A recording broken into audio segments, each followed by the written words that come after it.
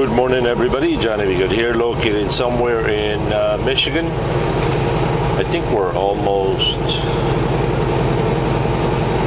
at the Indiana state line, I believe. Nope, not yet. Let's find out where we are. We're currently driving on Highway 196, or Interstate 196.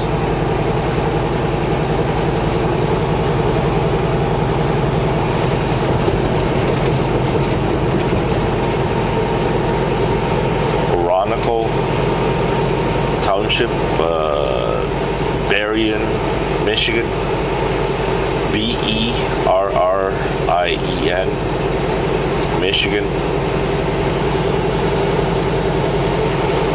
Alright, the local time here is 5:22 Eastern Standard Time. Temperature is at 53 degrees. Today is Thursday, July 2nd, 2015.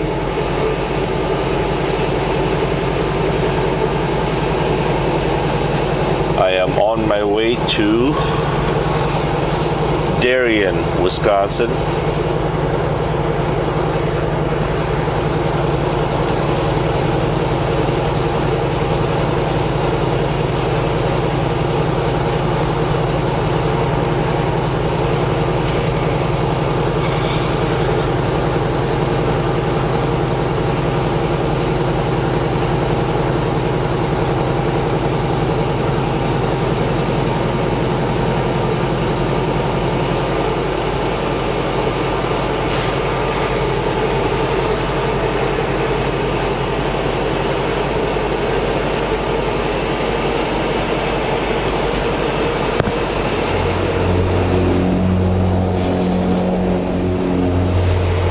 Keep it between the lines there, Blue.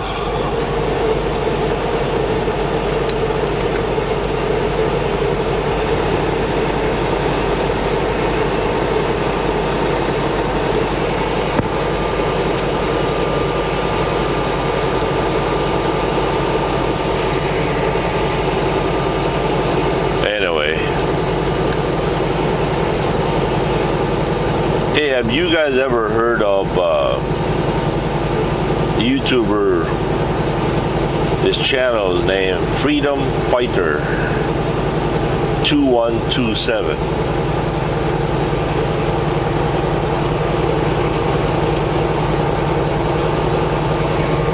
He's got some quite interesting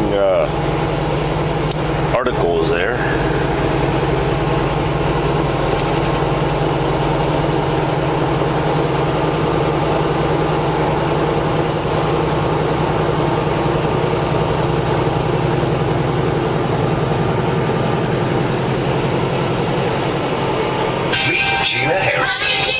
A recent grad with a degree in kinesiology. What's kinesiology? The science of body movement.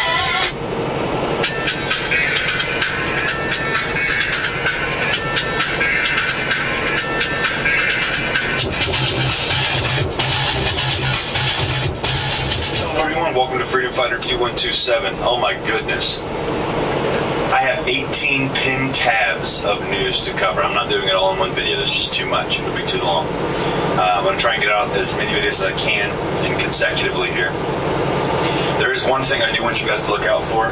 This is a preview of the report that I'm putting together. Absolutely crazy military movement caught on camera. Yeah, you're going to want to see this. Alright, but first, coming to America, the hoarding begins. Greeks rush to grocery stores, gas stations, and ATMs in anticipation of collapse. What happens when your country collapses to such an extent that it can no longer pay its debts? Your banking system is bankrupt, and the populace loses confidence in its government's ability to mitigate the crisis. Almost said migrate. The events taking place in Greece provide some insight and are a harbinger of things to come in America. It was a seemingly normal Sunday, except it was anything but normal. For many people in Athens, it was time to prepare for an approaching storm. A short walk from Plaka, a line of people waited to withdraw cash from an ATM hours before the official announcement that banks would be closed starting on Monday. Some bank machines in central Athens had run out of money or were out of service, as screens blamed technical difficulties. Elsewhere, some people had started hoarding gasoline and groceries. We don't know what the new day will bring, said Katerina, who was among a group of retirees waiting in line outside the National Bank of Greece on Saturday night. This is a sign of things to come in America. It's a sign of things to come around the world. Now, there's another crisis that nobody's really talking about. It's in Puerto Rico. The tragedy of Puerto Rico, America's very own Greece. The eyes of the world are trained on Greece this week as it teeters on the brink of disaster, which perhaps helps to explain Alejandro Garcia Padilla's timing that the Puerto Rico governor chose Monday to announce that the island territory is insolvent and will not, pay back its $72 billion in debt.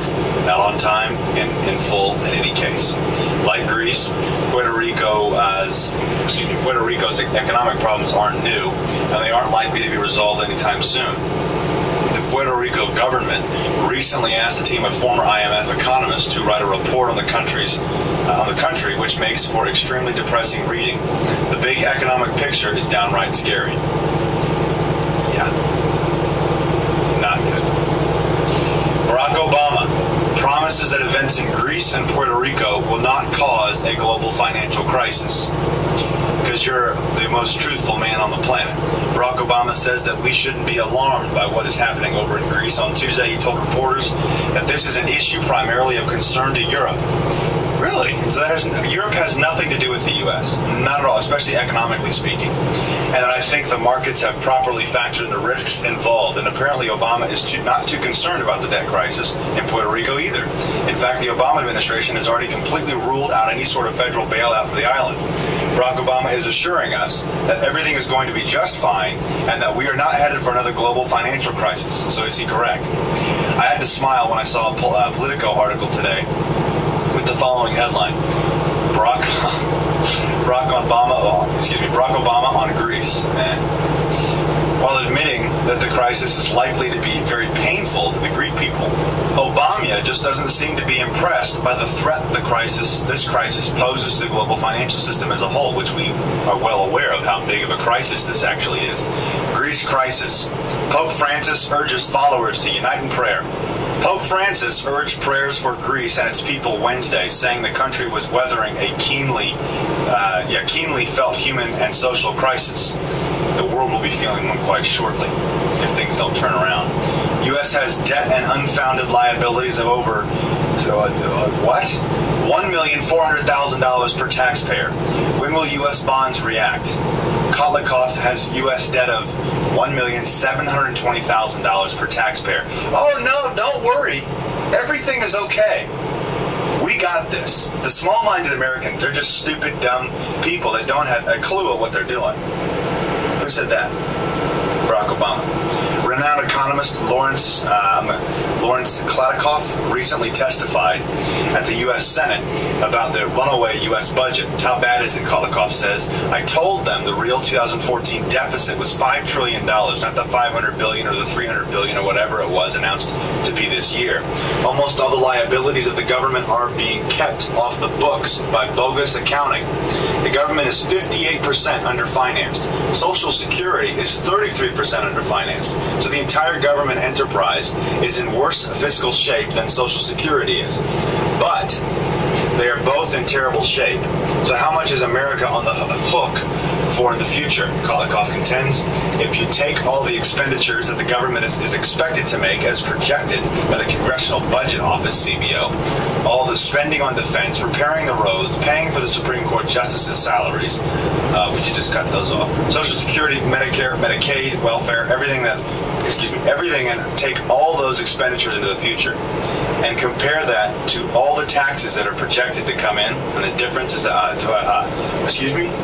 difference is $210 trillion. That's the fiscal gap. That's our true debt.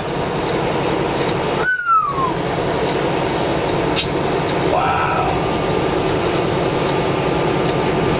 That's shocking, isn't it? See, what's funny is there was an article on End Time Headlines today. I put it on the website.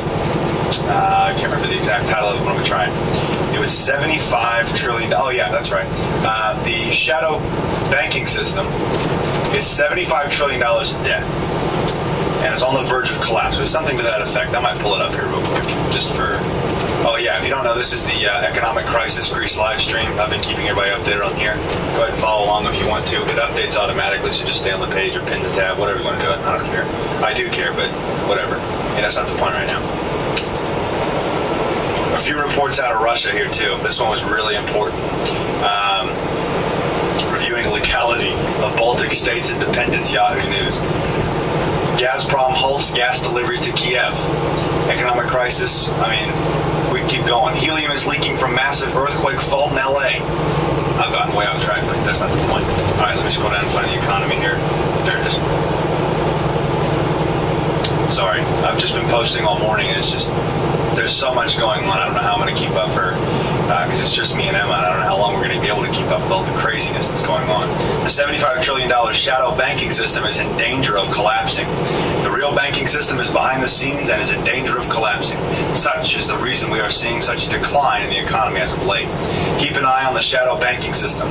It is about to be shaken to the core, according to the Financial Stability Board. The size of the global shadow banking system has reached an astounding $75 trillion. It has approximately tripled in size since 2002. In the U.S. alone, the size of the shadow banking system is approximately $24 trillion at this point. Shadow banking assets in the United States are even greater than those of conventional banks.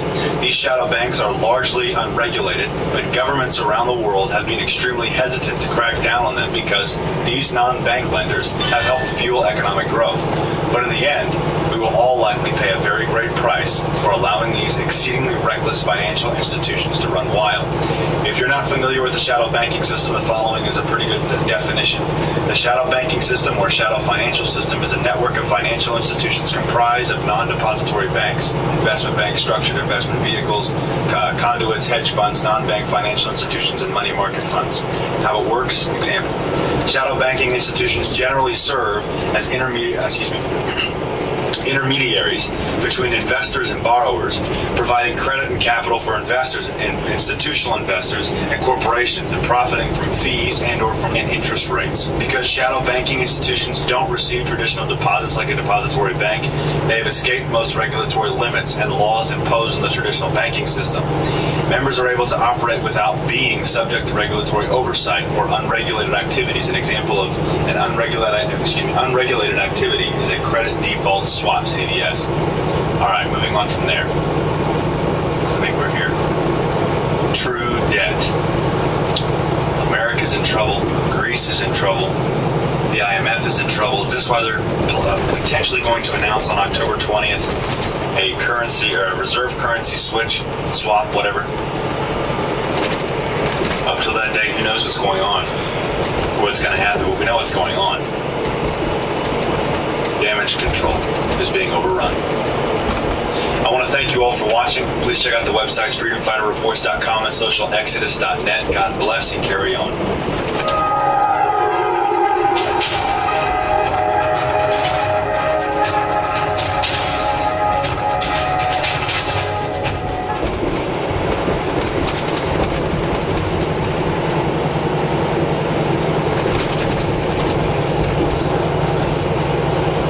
Something to think about, right?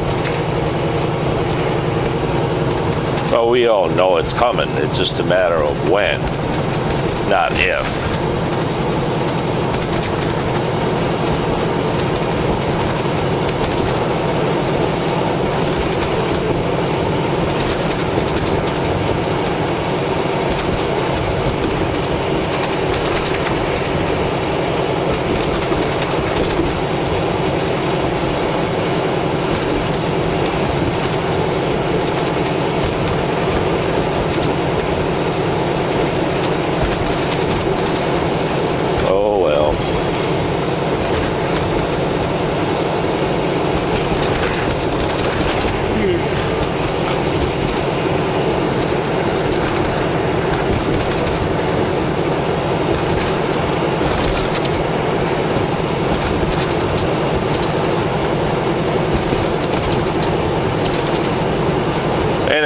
catch you guys later. Have a pleasant morning. Have a good and godly day, everyone. Start your day with praising God and giving thanks. He is worthy. He is worthy. Peace.